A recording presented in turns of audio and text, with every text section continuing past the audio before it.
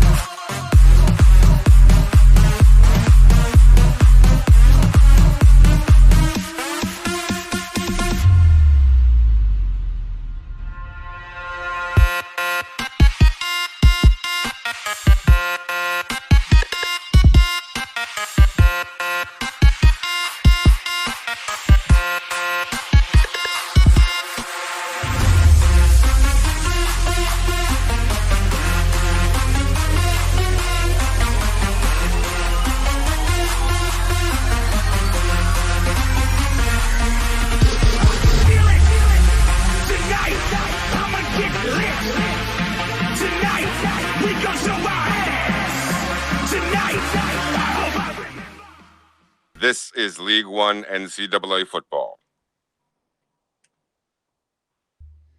Ladies and gentlemen, welcome to another exciting college game day here in League One in our 16th season, and we are already in week 2 here of this season. And we're coming to you here live from the Soaring Eagles Casino and Resort in nearby Chippewa Township. I'm here live, Coach Storm, here with me as always, Coach Spector. Good afternoon and evening, ladies and gentlemen. It's an exciting time in League One here in Week 2. It's a pleasure to be here in Mount Pleasant, Michigan, where the Syracuse Orange will be taking on the Chippewas of CMU. We've had a wonderful stay. The players and staff for Syracuse enjoying this wonderful resort here, the Soaring Eagle Resort here, just a little bit outside of campus. It's a great location. People have been really hospitable, and we're looking forward to a heck of a football game tomorrow night in that number 1 versus number 2 battle. Oh yeah, huge game. You gotta love having games this big this early in the season. They don't happen too often, and to be able to see the number 1, number 2 team go at each other already with week 2 brings so much excitement to the season. And so yeah, lots of hype, lots of excitement. Cannot wait. I've seen some players going and jabbing at each other, but mostly good team camaraderie going between the two. But yeah, I mean, it's to be expected to see some smack talk between between the players. But yeah, super excited for this. Cannot wait to watch to get that game in the doubleheader of user games tomorrow, and can't wait for that game of the week. It's gonna be a thrilling one, I can tell you that. Yeah, that will be. We'll circle back to that at the end of the show. But we've got other stuff on the plate. We've got our Week 1 slate of games to give you the rundown of. We've got a hot score coming in from the early part of week 2 that's already taken place. And we've got user matchups to talk about and kickoff classics to talk about and all sorts of stuff coming your way. Yeah, and speaking of those kickoff classics, it's we had one here in week 1. The Texas Kickoff Classic had two of our users, and actually both of our users in new homes facing off against each other for the first or to start their season, as the Utah Utes went on to take on the Mississippi State Bulldogs in this year's 16th season Texas Kickoff Classic, and it definitely was a dandy. Yeah, Mississippi State got out to the early 14-0 lead, and Utah chipped in a field goal before the first quarter ended. But then the second quarter, the tide turned, and Utah outscored the Bulldogs 21-7, taking the 24-21 lead at the half. Now, during the second half, Mississippi State's quarterback, as well as their starting halfback, went out with injuries, and their offense sort of stalled until late. They tried to rally late, but by then they had dug themselves a little bit of a hole, and Utah was able to hang on for the 38-31 victory. Yeah, this was a good game. Both teams battled the whole time, and you gotta love the resilience of the Mississippi State team. Despite losing the starting quarterback and starting running back to injuries in the game, they continued to try to fight. They never quit. They never stopped. They kept believing. The mantra that everybody likes to say that I hear a lot around the league is, next man up. Uh, if one guy goes down, the next guy's got to be ready to come in there and play hard and play well. And Mississippi State tried to fight best they could, but it just at the end of the day wasn't enough. And if you see the team stats up on the board there, one of the glaring things that I see here, just like you mentioned, offense kind of stalling for Mississippi State. Utah was able to amass 26 first downs in this game, and Mississippi State only 5. And they went 1 for 4 on third down conversions, where Utah goes 6 for 9. So, offense isn't you know getting the first downs for the team and putting your defense on the field more, and it's definitely going to set you up for some failures. So it was really good to see Mississippi State also, losing the turnover battle, able to keep this game as close as it was. Yeah, they had a couple of big plays, and the turnover came deep in Utah territory, and that was a part of the reason that Mississippi State got that early lead. They were able to get a big pass in the early going, and of course, if you rip off an 87-yard pass, that cuts out a good 6 or 7 first downs along the way. Yeah, absolutely. So it was a hard fought game between the two users, but it did see the Utah Utes walk away as the Texas Classic champions, as you may call them, but able to start off the season 1-0 as Coach Brack has a nice start to his season, and Coach Arbark probably not starting out exactly how I wanted to, but hey, they were in that game the whole time and played hard the whole time. So there's a lot of positive things that he could take from that week and move forward. I do believe they went on. They have a week off this week, I believe. So lots for Coach Bark to mule over and get his team ready for a big Week 3 matchup where they will play currently ranked number 3 Auburn. Yeah, that's going to be a big one, and it's going into a different direction there for Mississippi State than they wanted it to in the first week. But it's a fresh start for Coach Arbark. He's still feeling out his team, still figuring out what they can and can't do. And the same could be said for Utah, but one of those teams had to win that game. It'll be interesting to see what Utah does with their roster as the season progresses. Both of these coaches now move on to a couple more games before they enter their conference schedule for Utah. But for Mississippi State, they're going to enter SEC play, as you say, with that game in week 3 against Auburn, who are currently ranked third. That's going to be an uphill battle, and I'm sure at the conclusion of week 2 and we start looking into the future of week 3, we'll have more to say on that. Oh, absolutely. Yeah, the Mississippi State team has they didn't get the SEC scheduling did not give them any favors because they gave them Auburn in week 3, who we saw as the third ranked team, and LSU. They go on a following bye, and then they have LSU the following week after that, who is I believe ranked currently seventh. And so those are two huge Western opponents, and they are really early in Mississippi State's schedule. So yeah, SEC, they must have a thing out for Coach Arbark. I don't know, but they did not give these Bulldogs any favors to start their season. Yep, and Utah will go into, as we said, into Pac-12 play. They don't have a game here in week 2, and again, when we get to the conclusion of week 2, we'll take a look and see what all of our games are for week 3. But we had another game in week 1 that you were involved in, Coach.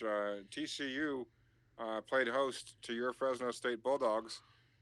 You want to tell us a little bit more about that?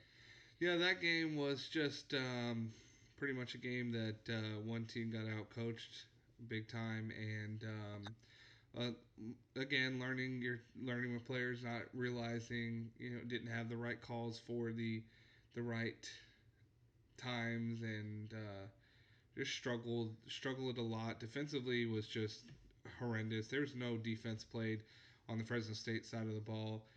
Going to have to do a complete rehaul of our defensive playbook. Those changes are going to be seen in the next week's game. Talk more about that when we get to it. But yeah, there was just absolutely no defense for Fresno State. Try to get into a shootout with a team that had more guns, and Yeah. you're gonna lose those games when the other team has better players. TCU's roster is pretty loaded this year. They look to be a pretty solid team, um, and they just pretty much showed it. I mean, there was very little they can do to stop them. Some of the numbers on my side, I'm not disappointed with. I mean, we still threw for 422 yards. Now, of course, that's going to be skewed due to the fact of being down, having to be forced to throw the ball. But I mean, I'm not ultimately mad with the 6 for 11. 54% third downs. It's not great, but it's not the worst thing in the world. But It's the turnovers. yeah, it's the turnovers. 4 of the turnovers, and 3 of them are fumbles. One was a bad pitch on an option play that should have kept it with the quarterback and did not. My receiver kind of got caught up, and I thought he was going to keep going upfield, and he didn't. He got caught, and I pitched it at the wrong time, and ended up being an errant pitch recovered by TCU. Um, my running back Bates took a run up the middle for a pretty good gain. I think he had about 8 or 9 yards before he got hit by safety, and the ball came out. And then there was a big pass play again, a good 8, 9, 10 yard gain across the middle to my receiver. And as he's getting tackled, his safety runs across and knocks the ball out of his hands. And so, the interception was before half. So, of course, I don't like turning the ball over, but that was more of a trying to get some points right up before halftime and backfiring. But yeah, really the fumbles were really crucial, and all the fumbles I believe put TCU in already good field position, and then that offense was clicking, and they clicked the entire game. I mean, you see them put up Yeah, 50 they had nine passing. trips to the 9 trips to the red zone. Oh yeah, 9 trips to the red zone and only didn't score one time. And I honestly think that might be because of the end of a half. Really, the right after that interception, they just didn't get any points in before the halftime. First Well, they were half 10 was out of 13 on third down. You were saying that your 6 out of 11 was pretty good, and that's a perfectly good number, 54%. You take that for the season average, but absolutely. 76% is a different level. No, it's a different level, and yeah, it was just like I said, we're getting outgunned, and then this team is just pretty much playing lights out. TCU came ready to play. They had the home crowd. They rallied around them. They put up 249 rushing yards against Fresno State, so it's a thing that the Bulldogs fans have seen throughout the last few years here as in my stay at Fresno State. So they're dreading a little bit, hoping that this rushing defense can get better. And the start of the season, they haven't seen it yet. So we're hoping that defensive play can turn around and be better, and we don't give up 72 points again this season. Well, the rushing defense is one thing, but it bears mentioning. I don't mean to belabor the point, but it's certainly this is a special stat. Adams, the quarterback for TCU, he was 88% on the day, and that was with 50 attempts. He was 44. He had 44 completions, not attempts, completions. 44 for 50 on the day. Yeah, it's he was lights out. That's about pretty much the only thing I can say. I mean, he just was he found every single hole in the defense. He was I mean he was on point. He was something special. He really was something special against us, and that's why we throughout after the week thinking about things, looking at the film again, just realize I got to make big changes on defense because what we have in place right now is not working. It didn't stop the run and it didn't stop the pass. TCU could literally do whatever they wanted to the my defense, and so that's why we got the coaching staff together and came to agreement that we have to make big changes to this defense because what we're doing now ain't working. You can't let a quarterback throw 50 times and complete 44 of those 50 attempts and throw five touchdowns. Correct, my bad, five touchdowns. The big thing that I also like to look there, if you look at the sack total, zero. So we can't stop the pass, we can't stop the run, we can't get any pressure. I mean, Other than that, you're great. yeah. So lots of changes coming to this defense, and we'll see if it helps us out in week two. Yeah, We'll find that out tomorrow. obviously got your work cut out for you, Coach. That'll be a home game tomorrow. Fresno State will take on Coach Ninja's Navy midshipmen in a cross country user battle. These two teams, this will be their first meeting. Yeah, it'll be our first meeting ever here in League 1. It's exciting. Haven't gotten to play. Having joined in season 14, it was I haven't had a lot of chance, especially joining. Um, I wouldn't say middle of the season, but a little bit in the beginning. I didn't have the opportunity to be scheduled in a user game, so kind of played a user-less first season. And last year was my first season being able to get the full three-user schedule, which turned out to be four because of a new user joining mid-season into the Mountain West, causing me to play a four-user season. So yeah, it was. It's exciting to get to play all the different users here. I'm really excited for it. I really admire the way Coach Ninja has done with his team and his game plan, the way he likes to play the ball. I've watched a few of his games, I've rewatched a lot of his films, so I really like a lot of things that he does with his team, how well he recruits. So I have a lot of respect for him, and I'm really excited to get to play him. It'll be a fun game for me, and win or lose, it's an experience that I can't wait to have. Yeah, it's shaping up to be a good one. You talk about the the real smart play calling of Coach Ninja. I know another team that executed that type of game plan to perfection in Week 1, and that's the Hawaii Rainbows, the Rainbow Warriors. Yeah, they did pretty much played the best game that they could possibly play and knocked off a very quality opponent in Illinois. Being in a mid-major conference as myself and Hawaii being both Mountain West teams, um, it always feels good to knock off those Power Five teams, no matter who they are. Because of course, those Power Five teams have a little bit of a different swagger to them. They think we're from the Big Ten, we're from the Pac-12, whatever conference they may be from. So they come in there thinking, hey, we're a little bit better than you because we play in the Big Ten. and you're in the Well, they Mountain also West. made a bowl game last year. Illinois was a bowl participant 2 out of the last 3 years, and they came into the home opener against Hawaii. They scored. Hawaii scored first on the opening drive on a real technical, smart clock management, game management drive. Multiple plays, long extended drive to get the first points of the game. It was a field goal, but it was the first points of the game that Hawaii got on the board, and then immediately that Big Ten swagger took full effect as the halfback for Illinois ripped off a 71-yard run to take the lead, and then you know it was looking like, well, 7-3.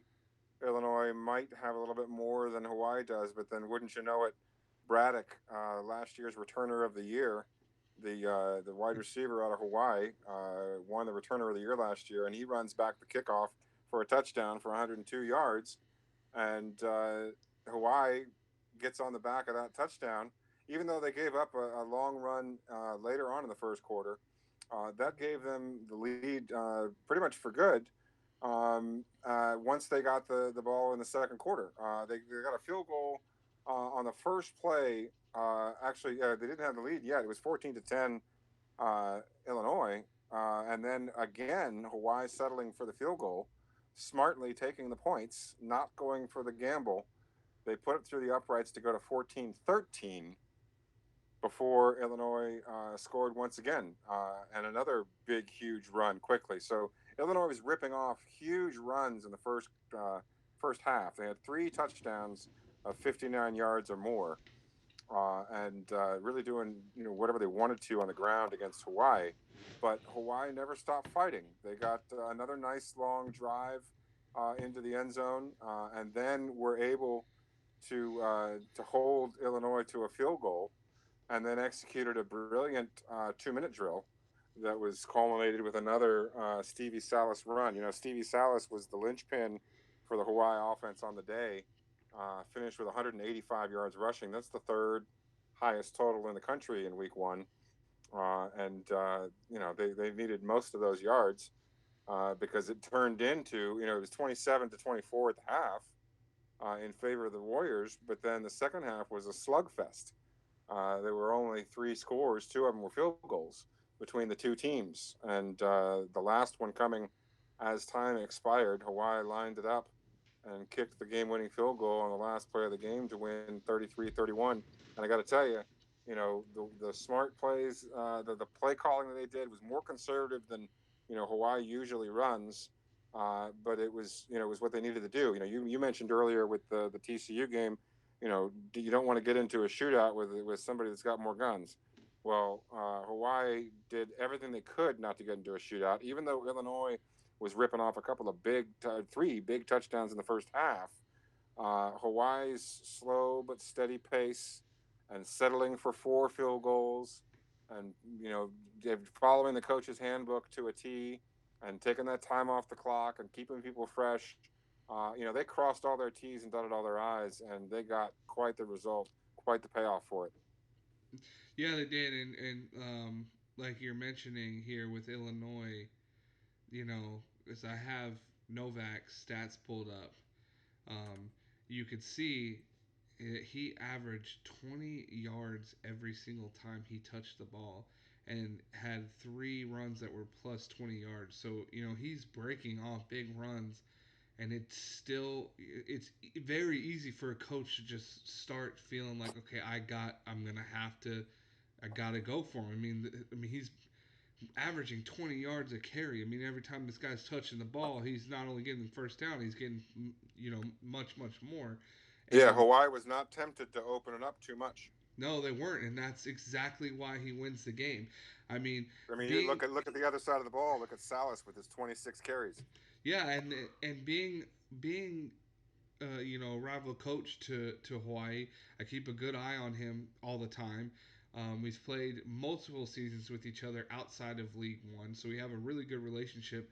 So I really want, and I know between the conversations that we've had, outside of college game day, that this is not the style that Coach Silent Hawk or Coach Carter likes to run, he is such a spread run, spread, put up big numbers, a hurry up offense. I mean, that is his bread and butter style offense. That's what he's been running since this game first came out. I mean, this is what he likes to do, and any team he's ever been at, that's the way he run it. We saw it when we used to do Next Level Dynasty, where you and myself both were in that one. You saw him do it there. You saw it do him in a different one we did, and last season you saw him do it here in Hawaii as well. And I think he finally realized through the conversations of having with our other fellow coaches that he's got to start trying to not just say, well, this is my playbook and you're going to have to play it. He realized that I got to play to my strengths that I have on my team, and realize that, hey, you know what? If this, I can't just force my quarterback to throw for 400 yards or throw this many plays. I got to make the smart choices here, and it paid off in a big way. And I can tell you, I don't think the coach has had a runner run the ball this well ever in his career.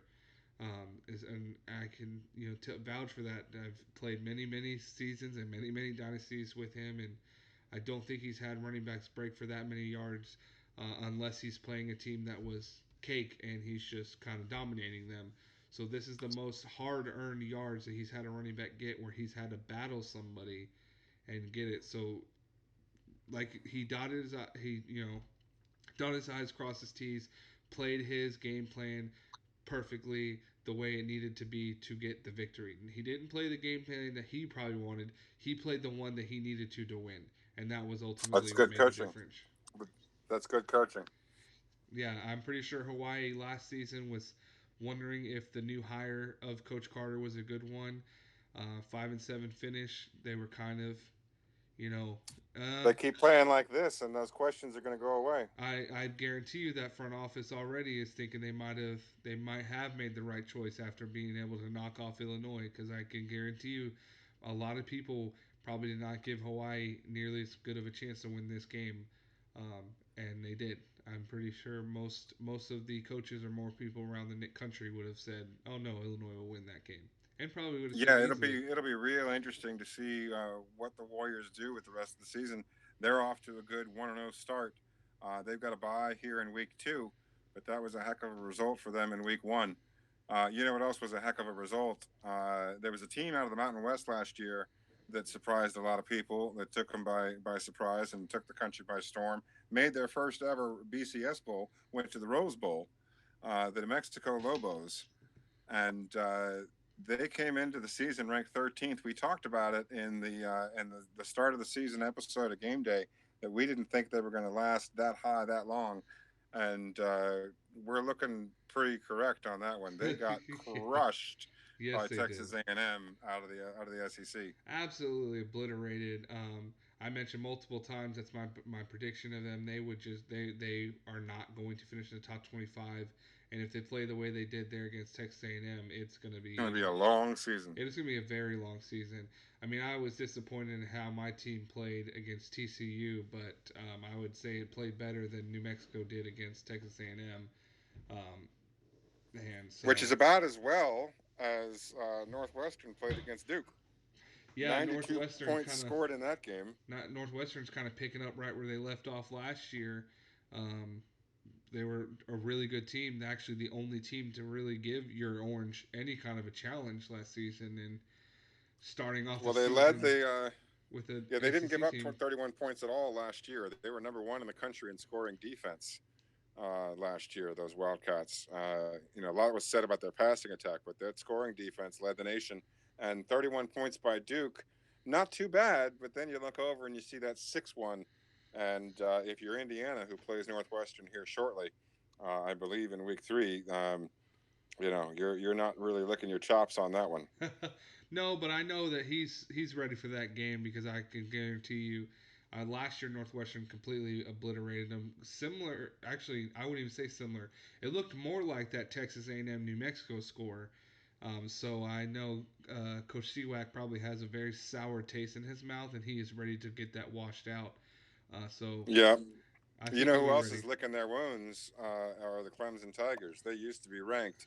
They're ranked no more after getting upset at home to the Golden Flashes of Kent State, and Kent State on the back of that victory now in the polls themselves.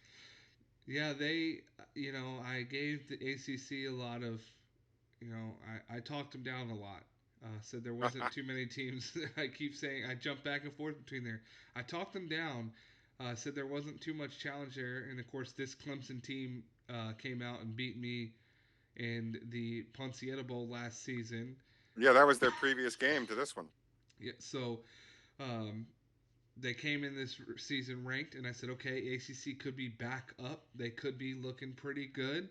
They got two teams back up here in the top 25. They had Clemson and Florida State both in the top 25. I said, okay, let's see how this goes. And then I see their final result against Kent State. And this is not to take anything from Kent State because they actually are a pretty solid team. They did pretty well last year, so they could, be a pretty good team in the MAC that could give Buffalo and Central Michigan some challenges. But Clemson, they were in Death Valley. I mean, it was at their home field, and they get beat by Kent State. I Yeah. mean, eh, Somebody else took a beating at home too, up in Mountaineer Field.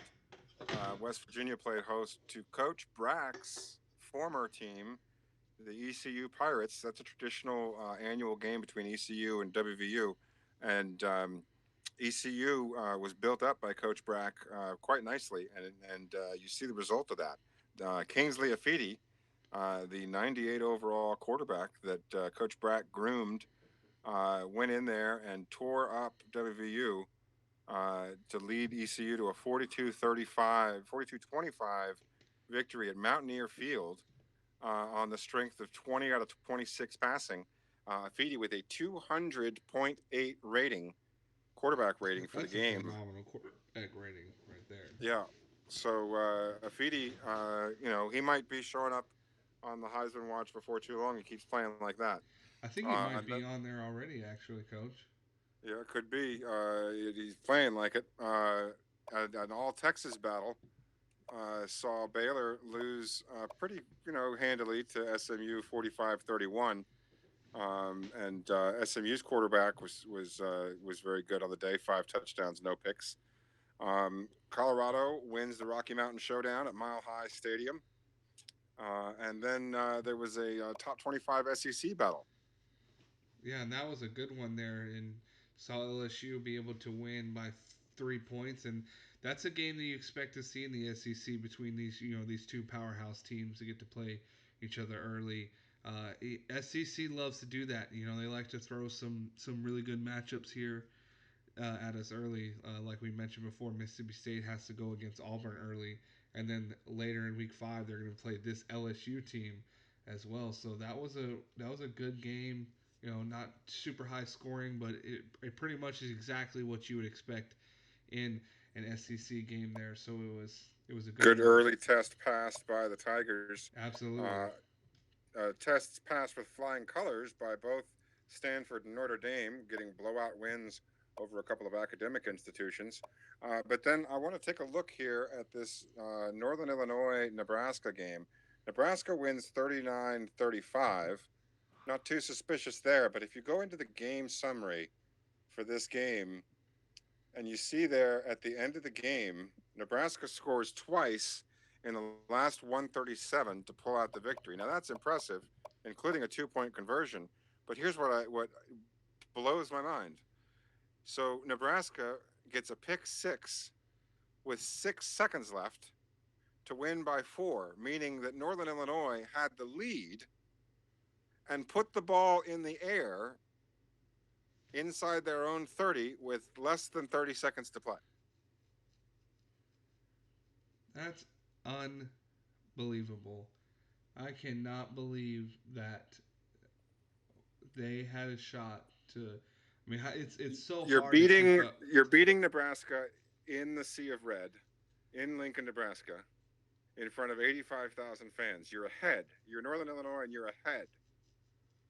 I don't care if it's third and long. You're not putting the ball in the air with less than 30 seconds left. Especially with 6 seconds left in the clock. I mean, even if you run the ball and they have a timeout. I mean, obviously with the CPU games, we're not able to see, how many timeouts are left and all those kind of things. But if they scored with 6 seconds left, at that point you run the ball. If they have that last timeout, there shouldn't be that much time left to where you're punting the ball, and that punt is pretty much the last play of the game. So really, you're The trusting your only special thing that I can teams. think of, there's an old clip from Super Bowl VII, the undefeated Dolphins, when they beat the Redskins in the Super Bowl. The Redskins' only touchdown was when the Dolphins kicker Garo Yepremian lined up for a field goal, and it was blocked back into him, and he tried to throw it, but it was a pathetic attempt, and the ball rolled off of his hand behind him, which counted as a fumble, and the Redskins picked it up and scored. So we didn't get to see this game, but the only explanation that I can come up with that makes any sense whatsoever is that Northern Illinois was lining up to punt on fourth down, and either there was a block or there was a fumbled snap, and the punter was panicking and just tried to get rid of the ball somehow and pulled a girl your premium a really funky, messed up looking pass attempt. That's the only thing I can even come close to that makes any sense. Well, I'm going to try to test your theory here real quick because I looked at the stats, and the only person that has a passing interception on the Northwestern is a guy that only went 2 for 3. So I'm going to see if this is a backup quarterback or a. Cause Oh, you, for Northern Illinois? for Northern Illinois, you could possibly, because if you go look at their game stats,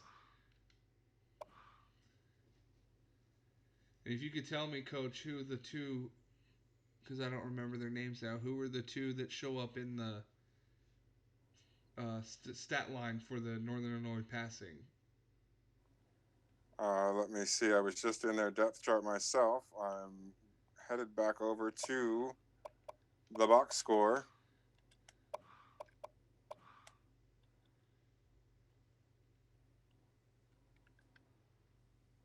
For Northern Illinois, uh, they had Hall with most of the attempts, Uh-huh. and Wheeler was 2 for 3. So that is their backup quarterback, who is most likely the. So either Hall had gotten hurt because they have a different backup quarterback, but he's a transfer, so he's sitting out this season. Yeah, And behind Hall no is matter how you Wheeler. cut it, this was a bizarre finish. Yeah. An absolutely bizarre finish. And you also noticed, too, it was their only turnover. Yeah. So crazy series of events there in that game. Wished we could have seen it. Obviously, couldn't. But Nebraska gets the win. That's the type of game you might be able to build some momentum off of if they got those lucky breaks there at the end. Vanderbilt upsets Memphis 33-28, as well as North Texas a slight upset over Iowa, winning 34-24. Coach Arbark's former team, App State, they will play one of our other coaches this year. They are no longer coached by Arbark, but he built them up. They get a win in week one by 17 points. Boise State out of the Mountain West looking good against Troy. And then Washington State, whose coach is on the hot seat. That is a Power 5 school that is in the running for having an opening. We've got a few coaches that could be looking at moving on this year. And Washington State near the top of that possible job openings list, although they did get this week one win against Nevada. That may be, an indicator that the coach isn't going to go down without a fight. Yeah, that's true. As me personally, had been a coach on the hot seat last season after starting off 0-5. Completely turned the season around and finished off 7-5, winning the Western Division of the Mountain West, and going on to eventually lose the Mountain West and my bowl game. But still, I mean, I was a pretty hot seat and looking like they were pretty much going to let me go, and turned it around. So this coach is definitely looking to continue that without to continue on to say, don't give up on me just yet. Yeah, both him and Coach Carter exchanging notes after the games. Um, Yes, sir. and UCLA getting a win over Rutgers in non-conference play. In another kickoff classic, the the Cowboys Kickoff Classic at Jerryland down in Arlington, Texas. Ohio State blanks Arkansas and looks every bit a top 10 team this year. Although who doesn't would be the Crimson Tide of Alabama. They go in to East Lansing, Michigan, and take the L against Michigan State. The Spartans of Michigan State representing the Big Ten, getting a big win for Coach Seawack's Big Ten conference against Coach Arbark's SEC. Yeah, and Coach Shewack has actually had a lot of success against Michigan State. It's one of the teams that he's been able to kind of figure out and do pretty well Yeah, he against. always seems to nip them in the end. There's been some 3-pointers and some double overtime games. Indiana always wins, but they keep it close. They do keep it close. And the last game that I wanted to just quickly look over scores, one of our last kickoff games there in Atlanta, the good old Chick-fil-A kickoff game. And like I mentioned earlier, talked about Clemson and Florida State both being ranked to start the season, and thought, here we go. Maybe ACC's doing good. We mentioned Clemson losing to Kent State. Florida State also loses, obviously to a better opponent. They did lose to an SEC team here, but they lose by 14 in this kickoff classic, or in this Chick-fil-A kickoff game, to the Gamecocks 38 to 24. So already off the bat, two of the ranked ACC teams getting knocked off week one, and now I believe the only one left is the Syracuse Orange. No, we got 11th ranked Miami Hurricanes. Oh, I forgot about the Hurricanes. I don't know how I forgot about the Hurricanes. Well, they didn't play week one, so sometimes you kind of forget about some of those other teams that played. But uh, there's still It'll be obviously interesting plenty to of season see. left, so these guys can Oh yeah, obviously turn it around. it'll be interesting to see how it all shakes out at the end. Absolutely.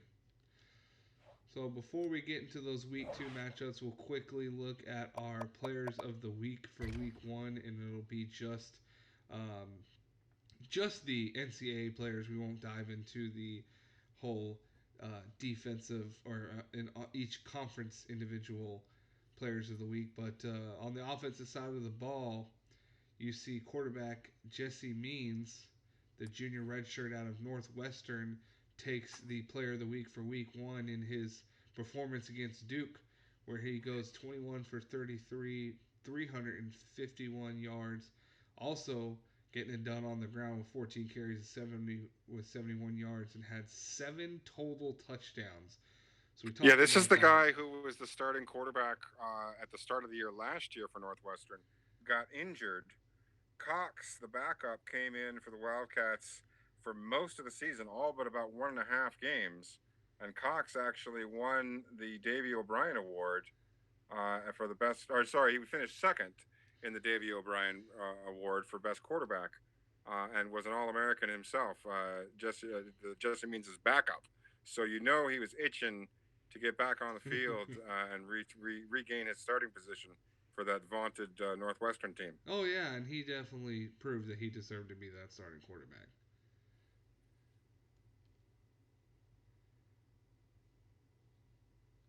Salua Messina, the left outside linebacker for the Vanderbilt Commodores, in that upset victory at the Liberty Bowl, beating the Memphis Tigers, uh, played a big role in it, played a big part in it with 2 sacks and 6 tackles for loss. And obviously, that Memphis offense, that you're actually, kind of doing something. You hold them to 28. You keep Memphis under 30. You actually are accomplishing something on defense. Yeah, and so that is really good there for the Vanderbilt Commodores to be able to do that. And he's obviously a big factor into that. I mean, you see he's all over the field. I mean, he has 7 total tackles, 6 of them for losses. So he's obviously, with there being 2 sacks, that means he has 4 tackles for losses outside of sacks. So he's stopping, runs in the backfield. He's sacking the quarterback, and on the top of that, he's getting interceptions. So this guy was just all over the field. Was the captain for his defense, and Big able to win hold for the him. Commodores. They got a Absolutely. new coaching staff this year. That was an opening that came up last year and was filled by a non-user. So this new coach at Vanderbilt starting off with a win. That'll be good for them.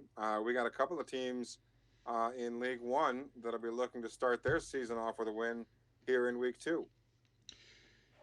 Yeah, we do. We have a few coaches here that have yet to play in their week two matchups. We do Um, have one set of coaches that have played. yeah, one set of coaches that have played. Obviously, on the screen here, you can't see the final score just because we don't get the weekly score. I mean, because it's you're actually looking live at our, Dynasty page, Dynasty Hub, whatever you want to call it, through my account, and so therefore I only get to see my final scores.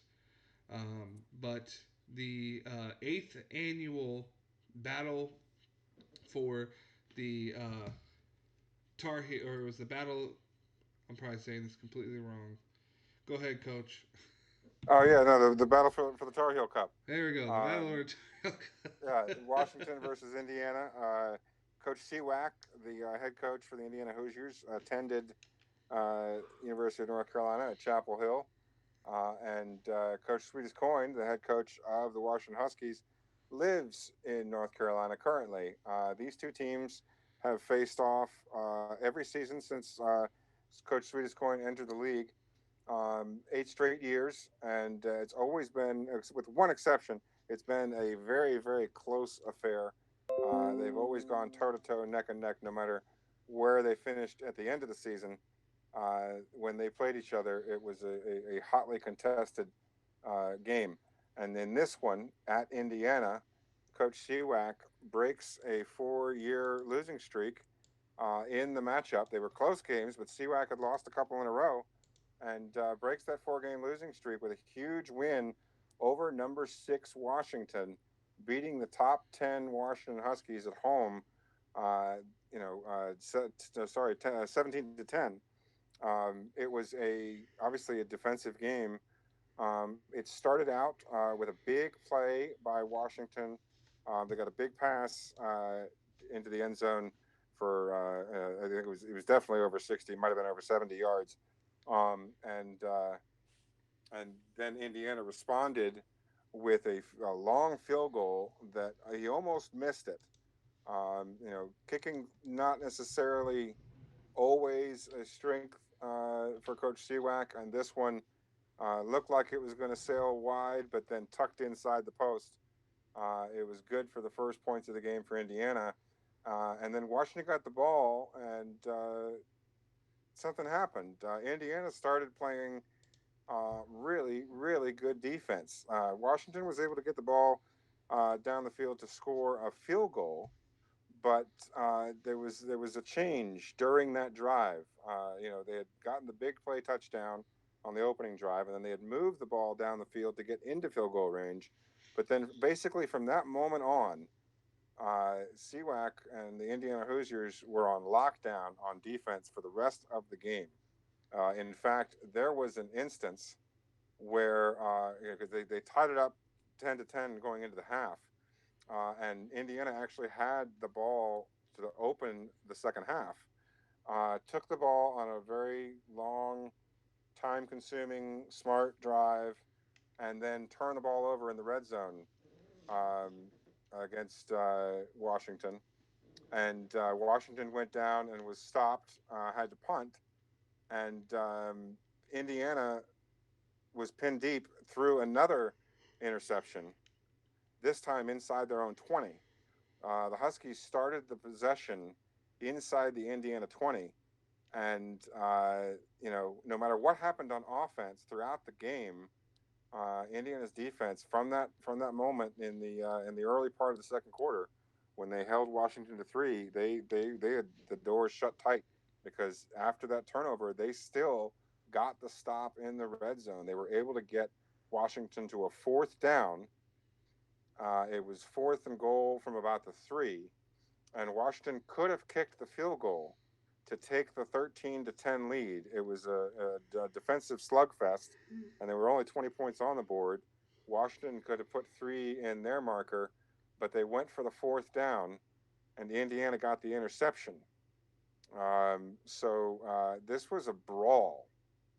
Indiana was, not able to capitalize on that interception themselves. They were able to move the ball a little bit down the field, enough to to exchange some punts with Washington as we went from the third into the fourth quarter. And it wasn't until late in the game, after they traded some punts, and Washington found themselves backed up with less than 2 minutes left. The Huskies went to the air, went super aggressive, trying to get the win, in a few big plays. And Indiana ripped off a couple of sacks, got them to fourth and a mile, deep in their own territory. And it was the punt return with less than a minute and a half left, that Indiana ran the punt all the way back down inside Washington's 5 yard line. And that was what set them up for the winning touchdown, 17-10. Both of these teams had a hard time driving the length of the field against each other. They both turned the ball over.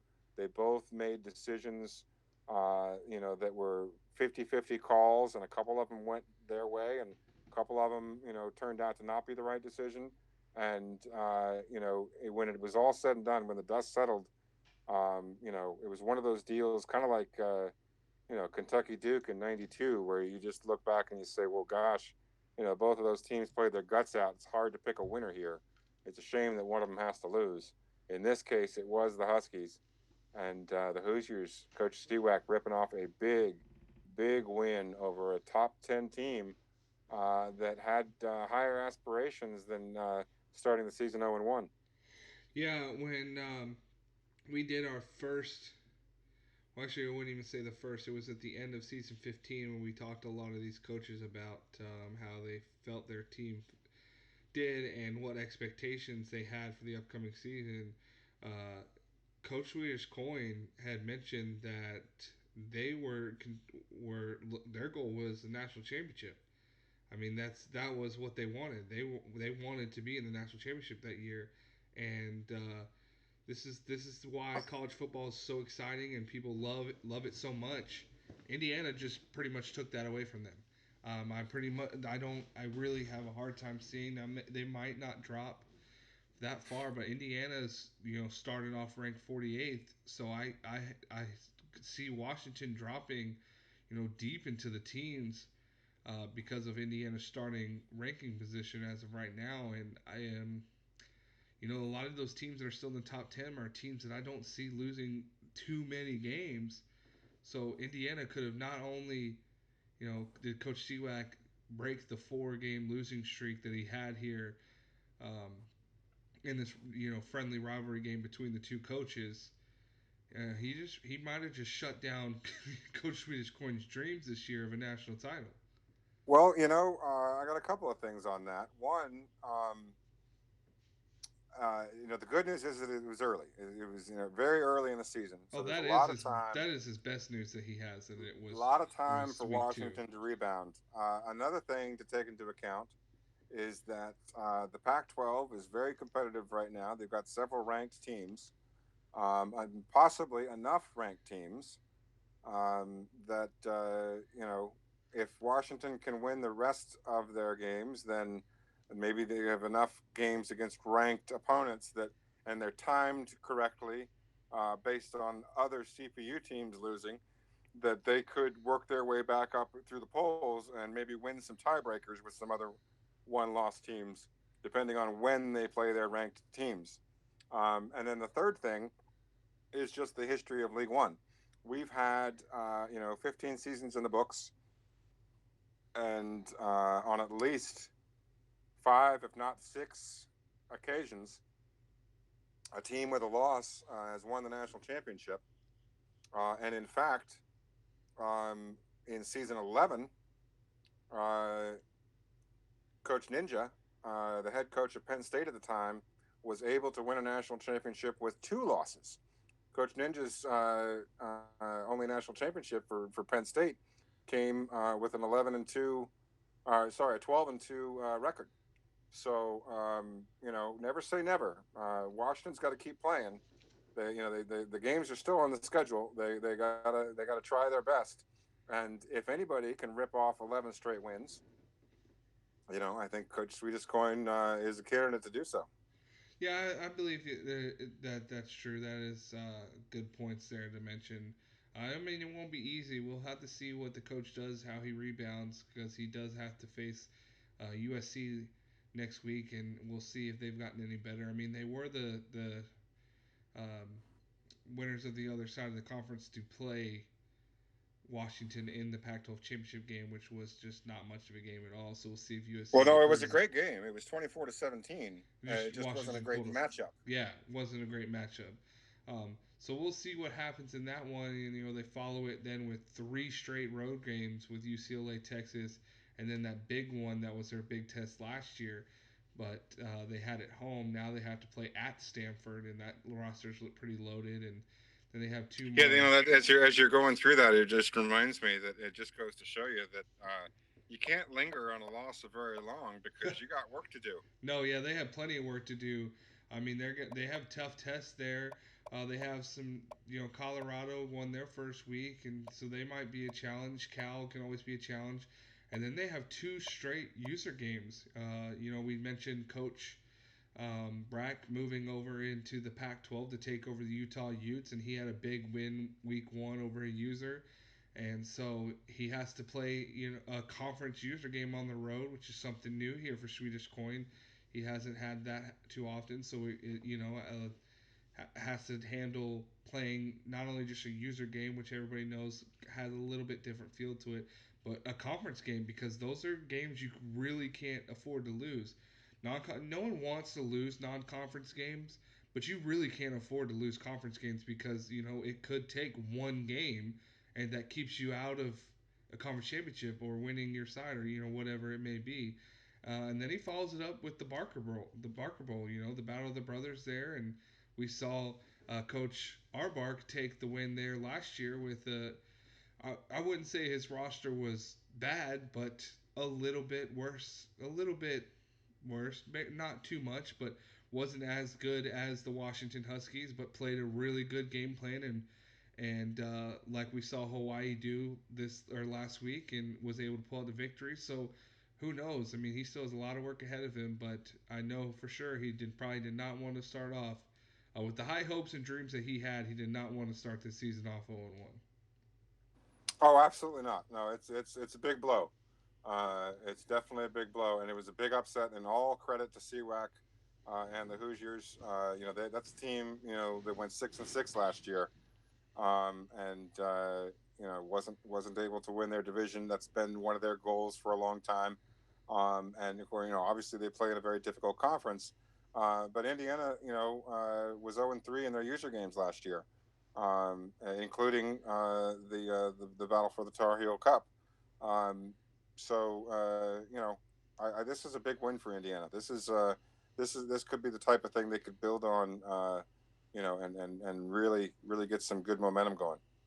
Absolutely. So it was awesome, big win for Coach Shiwak. I know he's probably, they're living it up there right now. For someone who didn't give this Hoosiers team a lot of credit and a lot of hope because they play in a really tough division and have struggled like we mentioned before. I think you said something, 1-11 in that back half of their season.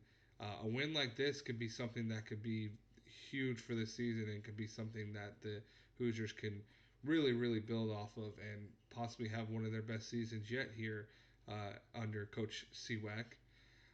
So the next game that we'll talk about now, obviously the rest of our games haven't been played yet. We've only had one game played in week one. It happened, right after we spun, probably due to just that's the best time our users could play. But we have a game here. User playing a CPU.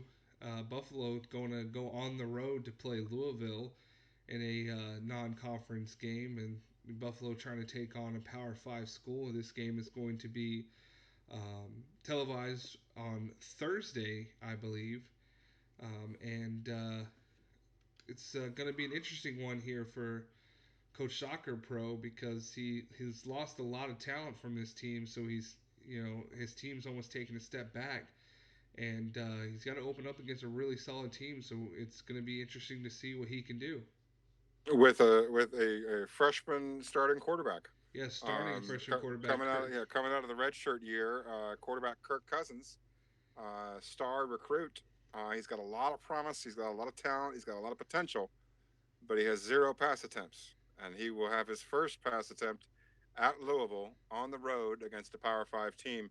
Going to be a loud stadium there. It's not going to be like his high school games. Oh no, not at all. So we'll see. I mean, of course, being a redshirt, he probably still was there, was at plenty of the games, but being on the Different being on the sideline, field. oh yeah, absolutely. Being on the sideline and having the earpiece in your ear and hearing the play calls and kind of talking with the quarterbacks when they get together is one thing, but actually being on that field, helmet strapped on, and going to make your calls and being right there in the trenches and all that. I mean, hearing that crowd go crazy, especially this Louisville crowd, it's could be a little overwhelming. So we'll see what the young buck can do and see if he can't, be the campus's next legend or be a bust. We'll have this is his first chance to show us what he can do. Yeah, and obviously the first game of the season for Coach Soccer Pro. It'll be exciting to see what he does with Buffalo this year. We've got a user battle that's going to be taking place out on the West Coast between Coach Ninja and his Navy midshipmen. They're going to be paying a visit to your Fresno State Bulldogs. Yeah, this is gonna be exciting.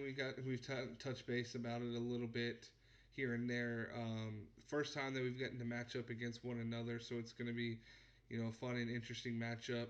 You have two different offensive mindsets going into this game, and almost two different. Well, now two different defensive game plans. So this is going to be a fun and interesting game. I of course might be biased somewhat because it is my own team, but after getting to see my team week one, I almost, even though we lost, 72-36, I almost feel like I have an advantage because I'm able to play a team and kind of see the things that are wrong and make adjustments here now before I get to play this user game. Whereas, Coach Ninja is going to have to be seeing his players for the first time, in game action. Um, I know we are able to uh, get some practice, on the practice field, but practice never compares to what game experience can get you. So maybe get a little bit of leg up because of that. But yeah, I think it's gonna be fun, exciting game. Fresno State's known for scoring. That's how we've been. We've done very well with putting up points and putting up numbers, and but I think that might be limited this game because of the style that Navy has. But I would, it's gonna be a fun and exciting one. I really can't wait for it. We'll see how well this Navy team travels, as they are gonna have to come all the way over to the West Coast, to my coast, and get to play in front of the red, or as Fresno State calls it, the Red Sea. So um, yeah, it'll be a fun one, and cannot wait for it to be tomorrow. I believe we play that game is tomorrow at 8 p.m. Both myself and Coach Ninja will have it be streaming on our Twitch channels. Mine is, I believe, well, I know Coach Ninja's is twitch.tv.6gunninja, and mine is www.twitch.tv or twitch.tv/xx silentstormxx. So either broadcast will be up on that one. You know, I bring some fun, exciting presentation, but of course, definitely would, if you want to tune into that game, it would be a good one to tune in to Coach Ninja's broadcast, as they do provide live commentary. Coach Ninja and Coach Spector like to do a team effort between the two. Coach Spector gives the live commentating for Coach Ninja's game, and vice versa. Coach Ninja gives the live commentating for Coach Spector's games. So a lot of fun and excitement there on their presentations. Get some good live commentating of the games, and so we get to have this user matchup and get some great live commentary from our own coaches. And actually, it is a doubleheader Wednesday because it'll lead into our next game right after the Navy Fresno State game. Well, there will be a short break to kind of let the coaches let one coach kind of relax after he's played his game or kind of figure out what he did wrong, and then for one coach to start to get ready and they kind of get switch roles and get ready to broadcast the other one. So right after that Navy Fresno State game, we get our game of the week, the Syracuse Orange and the Central Michigan Chippewas. Yeah, number one versus number two from just down the road here in Mount Pleasant. And so far, the weather's held, and we're hoping it'll continue to do so tomorrow. It's going to be an exciting game. What do you think about it, Coach? I think it's definitely going to be exciting. I think it's a test that needed to happen. I was really glad that the Chippewas were able to reach out and get uh, this game done on the schedule to get it because last season Central Michigan was one of those teams like you saw in the past that went undefeated like Boise State back when they beat Oklahoma in the Fiesta Bowl. They went undefeated that year, and they had the claim. Why? How come? We should be in the national title. In past years, you also seen like teams like UCF do the same thing where they claimed a national title game. We're talking about real life situations, not just League One. And coming back to League One action, Central Michigan was one of those teams. They finished off the season 13-0. They were number three after winning over a ranked Buffalo team in their conference championship game. And they're sitting there waiting and waiting and waiting, and bowl week comes, and the bowls are announced, and Central Michigan's not in the national title game. And as a coach, you go, what more can I do? We went undefeated. Won my conference. I beat a top 10 Buffalo team once in the season. Played them in the conference championship. Beat them. I believe one of their other teams, either Kent State or there was somebody else that I believe was ranked. Might have been Ball State, but one of those teams were ranked when they played Central Michigan. They knocked them off. So they sit there and go, I mean, what else do you expect my players to do? They went undefeated. They did what they got to do, and we didn't get in, and so they feel a little cheated. They feel like they got the crap end of the stick. Is the best way I can put it. But I mean, the Northwestern team was just as good and played better teams. And that I think was the glaring thing for Central Michigan this year is, they were like, what? Maybe if we want in there, we're gonna have to take shots at those bigger, better teams. We think I think um, Coach Blitzkrieg has done phenomenal recruiting there. He's brought in a lot of top tier recruits to a program that wasn't really much on the rise. It's been Central Michigan hasn't had this kind of success really.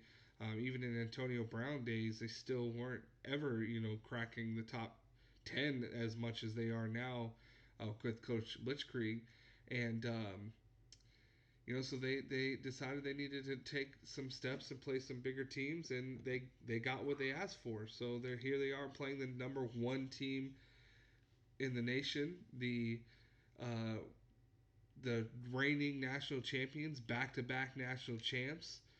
So they're getting their shots. They're getting to play these big teams, and they're gonna get to finally get those chances. And if they're able to pull out an undefeated season again, then I think they would have a better claim this season of like, hey, yeah, we belong in a national title. Like we're no team to mess around with. But it's gonna be tough because that Syracuse team, I mean, they lost some players, but some of their key players they have in their league or on their league. I'm sorry, some of the key players they have in their team stayed behind. Obviously, some big ones. Green was, uh, I believe he is a junior, but I believe he was redshirted, so he did have the ability to leave. Uh, I, all directions pointed that both um, Tommy and The tight end is drawing a blank on me. Bavaro. Yeah, Bavaro. Both of them looked as though they were shoo-ins to leave and possibly be first round draft picks in the NFL. And the magic of Coach Spector, I don't know what it is, but he gets both of them to come back for their senior seasons. I mean, those two players, we everybody across the league thought for sure these guys had to be going off to the NFL, going to greener pastures, start getting paid, but they stuck around. They're still here, so this is going to be a very very interesting game. Um, I think it's going to go one or two ways. Well, I do. you played both of these teams I last did. season. I did play both these teams last season, and that's why I'm thinking this game can go one of two ways. I think. I mean, me personally, we did do the picks as well. I do have users sending me pictures. We like to do that. That'll be something we add into our college game days as well. We'll start, putting the percentages of how our user coaches are doing and picking the games of this one. So with this one, it was a little bit of toss up for me, but ultimately I had to go with the Orange. I do think the Orange have the better team and a little bit better of a coach. Um, Last year had played both teams. Um, the game against Syracuse had a part one and a part two. Part one, Syracuse absolutely obliterated Fresno State, and we're about to be up 42-7 or 49-7 but right before or right there at the end of the first half. Then we had a disconnection issue. But even in the second game, kind of hung around at some points, but really Syracuse still controlled the game the whole entire time. But the Central Michigan game was a different story. I was able to kind of, I had Coach Blitzkrieg very confused. He didn't know what to do. I had him having second guessing things and kind of had his number on things and really just kind of gave that game up myself, I believe. And so I think the Chippewas really have to come out here and play their absolute best game. They have to play this game perfect. So I think in either situation they lose. I think they're either going to lose closely or I think they're going to get blown out. Even with the talent they have, if they can't play at their best game, I mean they're pretty much going to have to play their best game to have a shot at knocking off the Syracuse Orange team. That's just how much respect I have for the Syracuse Orange team. Again, not to take anything away from Coach Blitzkrieg here in Central Michigan. He's done a phenomenal job of recruiting. Like I said, he's being a really small school. Um, you know the when we talk about mid-major conferences, people look at the American a little bit better because of teams like UCF and now Navy, and what Coach Brack did with ECU, and of course the Mountain West. Boise State's always been a team that's been pretty good. Myself, we're at Fresno State. Fresno State has had historically had some better years. When Derek Carr was here and Devontae Adams. Um, so there's been some good players. Ladainian Thompson coming out of here, or no, I'm sorry, he came out of a different school. My bad. But still, the MAC doesn't isn't one of those mid majors that people like look at as like, oh yeah, they're pretty good. So he's had every everything against him, and he's done very very well there. But Yeah, the MAC, has had at least two, if not three teams ranked more weeks than not. yeah, so they've been on the upcoming. They've been on the rise, and so and I think that has to be a large part of what Coach Blitzkrieg's done at Central Michigan has kind of helped build the morale around the MAC conference, and kind of help these other teams to stay more competitive, and also Coach Soccer Pro at Buffalo, he's also kind of raised the standard here for that conference, and so um, this is this is the biggest test I think Coach Blitzkrieg has had to face his entire time being here at Central Michigan. Even this just being a regular season game, this is the biggest game he will ever had, or this is the biggest game in his career here at Central Michigan. It's going to be an exciting one. It's a user game, and those can certainly be unpredictable. Oh yeah, 100% And unpredictable. You never know. Any given so Saturday. So we're gonna give it our best shot, and we're gonna try to play our best game. And we're hopeful that there are no injuries on either side, and that there's no controversy or no other difficulties.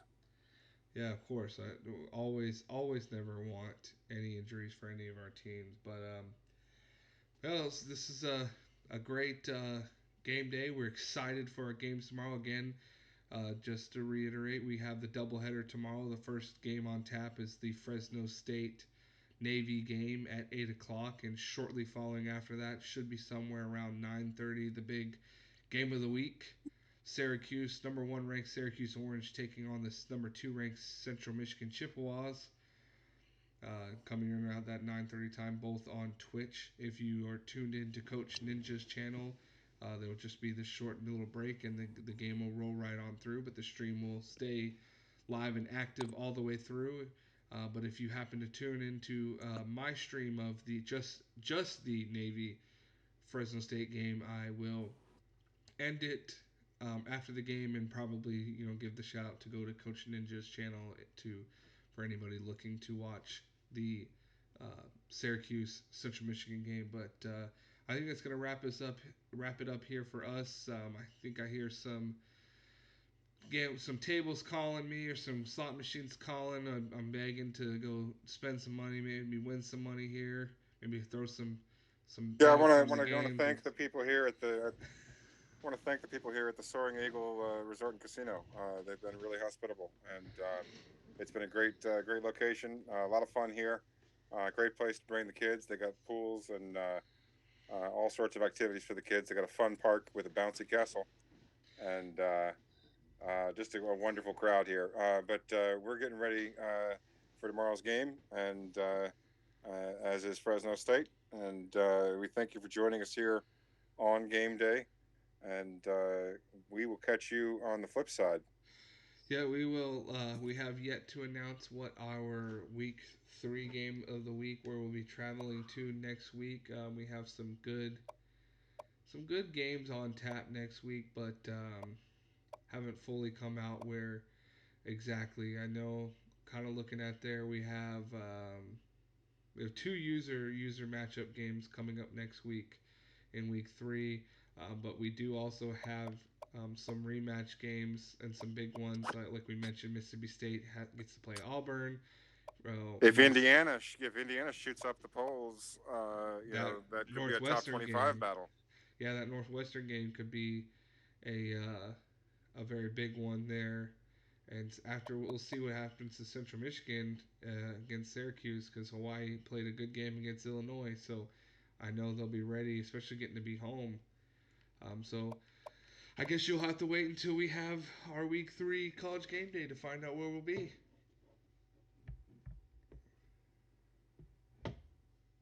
Indeed, it is an exciting slate there for week three. Several games on tap. Going to be a good time. Lots of good games. Auburn, Mississippi State, Fresno State, App State, USC, Washington, And the Northwestern Pac-12 championship Indiana, rematch right there. Utah taking on Texas Tech, Navy, Buffalo, Central Michigan, Hawaii. You got a couple of you got two user matchups, and you got five really interesting matchups on their own. Yeah, this is a really really big and interesting week. I mean, you got two users that got, I mean, probably their biggest conference games. Some of them, I would definitely say Mississippi State. It's definitely big for them because it's their first SEC game, and like we mentioned before, it's against a third ranked Auburn, so it's going to be not just their first SEC game, but it's going to be a really hard first SEC game. The Indiana game, trying to get that rematch or the revenge of the thrashing they got last year against Northwestern. Washington going against USC in a Pac-12 rematch because that was our last season's Pac-12 championship game.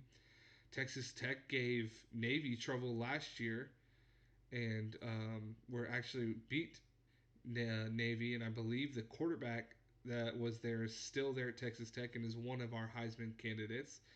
So that'll be an interesting game for Coach Brack as he'll see his team against a CPU team because due to the sliders we have, CPU teams are actually pretty tough.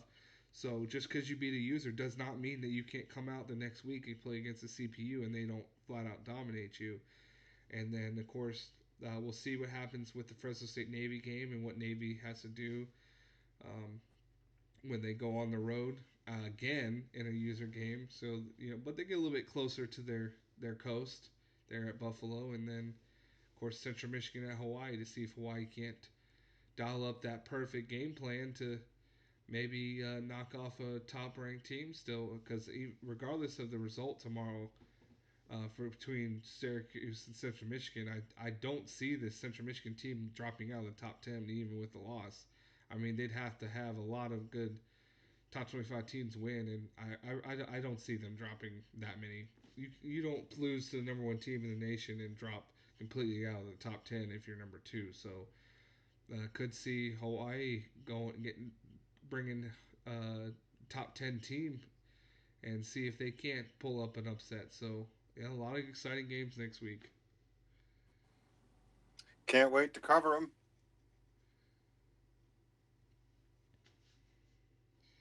Yeah, it's going to be an absolute blast. Absolute blast. But yeah, so we're going to go ahead and sign out here. Just pulled me out some cash. Heading to the blackjack table. I don't know where you're heading. I know you're getting ready for the game, but I'm going to try to go win I'm some money. gonna get a couple of hands of roulette in. I'm gonna go see if I can't get lucky on some of these tables before I see if that can translate into some wins tomorrow. Who knows?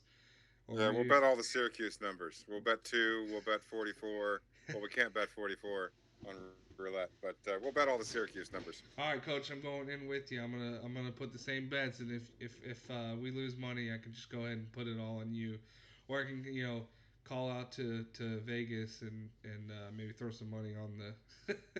Right, that's what boosters are for. No, I mean yeah. I just I don't say it. I don't want to let my boosters know that that's what I use them for.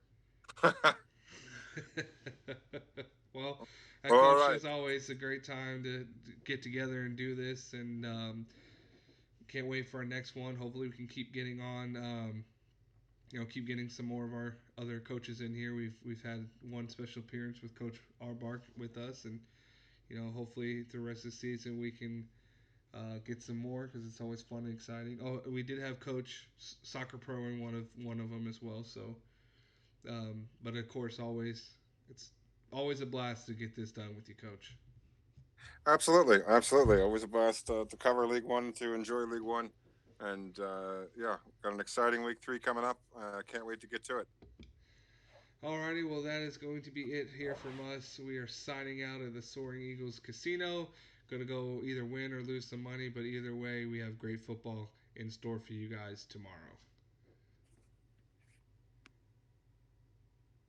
Spanning the nation from California, Oklahoma, Iowa, Ohio, North Carolina, Virginia, and Florida. This is League 1 NCAA football.